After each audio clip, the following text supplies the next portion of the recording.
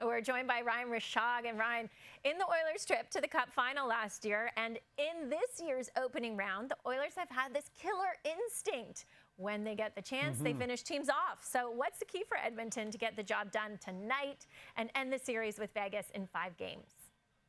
Yeah, you nailed it, Sarah. This team's been really good the last few years when they have an opportunity to take an opponent out. We saw that in the first round against the Los Angeles Kings. Rest is so valuable in these playoffs. You got to grab it while you can. So I think the formula for the Oilers is to try and stick with that defensive style that they have played in a couple of the games this year that have been their best games by a mile. So you go back to the LA series, Game 5.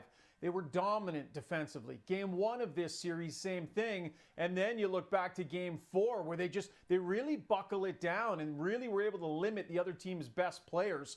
They've had a lot of success when they play that way against LA. The Eichels of the world haven't generated a ton against them. So they have this tendency. They'll play a really good defensive game and then they'll loosen it right up next game. They got to fight that instinct tonight, keep it locked down. I don't know that they will. I said all this now, it'll be 8-7. But their best hockey is when they're focused on attention to detail in the defensive zone. And I think they need to keep track of that tonight, despite all the offensive firepower they have. Right. And I know there's no guarantee in what will happen tonight, but the Oilers are taking aim at an 8th win in 9 games. What do you see in the team taking the ice tonight that differs from last year's team that came 1 win from capturing the Cup? Yeah. It's a great question. You know, it was funny heading into these playoffs. I think the main narrative around the Edmonton Oilers was doesn't feel like it's their year, right? Because they had all those injuries to key players. Matthias Ekholm got hurt. Stuart Skinner had struggled. Bouchard had had an off year. It just had this feeling like it's just not their year. And now here they, as you just talked about, they're just rattling off win after win. I think that they were faster and younger last year. They had some, Dylan Holloway, Warren Fogle, Ryan McLeod. They had some, young, energetic, enthusiastic players.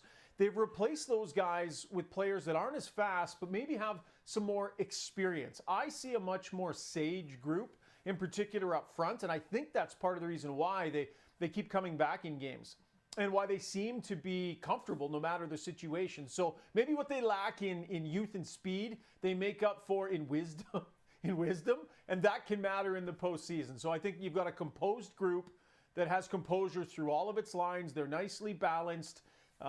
It's very different, and this felt a lot different heading into these playoffs, but they've figured out a way and they've found balance. Now they're getting some goaltending, and maybe Ekholm comes back eventually.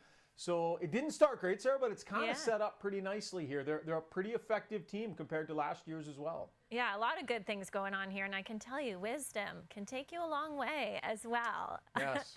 The Oilers now can be the first team to book a spot in the conference final as well with a win tonight.